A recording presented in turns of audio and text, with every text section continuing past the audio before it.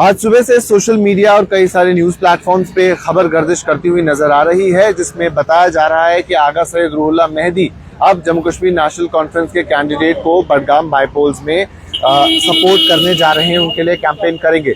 लेकिन जब उनके नजदीक कई सारे सोर्सेज से हमने बात की तो उन्होंने कहा कि अभी इस बात पे कोई फैसला नहीं लिया गया है। मैं आपको बता दूं, कल आगा सैयद रूहुल्लाह मेहदी जो मेंबर पार्लियामेंट है, जम्मू कश्मीर नेशनल कॉन्फ्रेंस के सीनियर लीडर है, उनके घर पे एक मीटिंग हुई, जिस मीटिंग में बडगाम से ताल्लुक रखने वाले कई सारे वोटर्स, कई सारे वर्कर्स उस मीटिंग में शामिल थे। उन्होंने शिरकत की और कई सारी बातों पर उसमें फैसला किया गया और लोगों ने इन्हीं बातों को बेस बनाते हुए ये कहा कि अब नेशनल कॉन्फ्रेंस के कैंडिडेट को आगा सैयद रूहुल्लाह मेहदी सपोर्ट करेंगे।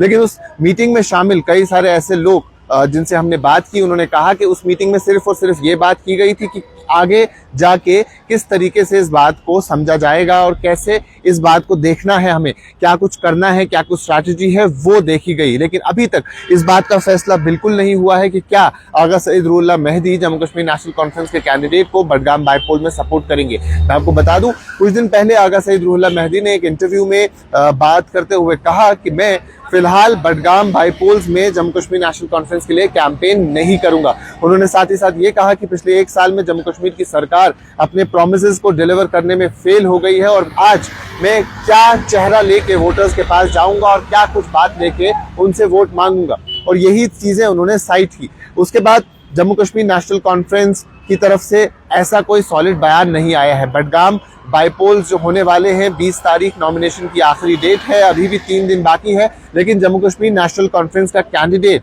अभी तक बताया नहीं गया है कि कौन होगा। और अब देखना यह है कि जम्मू कश्मीर नेशनल कॉन्फ्रेंस का कैंडिडेट कौन रहेगा। उसी इंटरव्यू में आगा सैयद रूहुल्लाह मेहदी ने यह भी कहा कि अगर कम से कम रैशनलाइजेशन ऑफ रिजर्वेशन पे जम्मू कश्मीर की सरकार कोई ठोस कदम उठाती है तो फिर मैं उनके लिए कैंपेनिंग करने का सोच सकता हूं। यानी रैशनलाइजेशन ऑफ रिजर्वेशन एक इंपॉर्टेंट मुद्दा बन सकता है। वहीं कल जम्मू कश्मीर नेशनल कॉन्फ्रेंस के वाइस प्रेसिडेंट और जम्मू कश्मीर के चीफ मिनिस्टर उमर अब्दुल्ला की एक प्रेस कॉन्फ्रेंस थी 1 साल मुकम्मल होने पे, और उसमें उन्होंने रैशनलाइजेशन ऑफ रिजर्वेशन पे भी बात की, जहां उन्होंने कहा कि पिछली मीटिंग जो परसों 2 दिन पहले मीटिंग हुई थी कैबिनेट की, उसमें कैबिनेट ने रिजर्वेशन की रिपोर्ट को फाइनल किया है। अब वो मंत्रियों के पास जाएगी और उसके बाद फाइनल नॉड के लिए लेफ्टिनेंट गवर्नर के पास भी जाएगी और इस प्रोसेस में 2 से 4 दिन लगने वाले हैं। तो कहीं ना कहीं रिजर्वेशन की रिपोर्ट भी 2 से 4 दिन में सामने आएगी, जैसा चीफ मिनिस्टर उमर अब्दुल्ला ने कहा है। वहीं दूसरी तरफ आगा रूहुल्लाह मेहदी ने कहा है कि कम अज कम अगर ये रिजर्वेशन की बात करते हैं, रिजर्वेशन पे कुछ ठोस कदम उठाते हैं, तो मैं जम्मू कश्मीर नेशनल कॉन्फ्रेंस के कैंडिडेट को सपोर्ट जरूर करूंगा।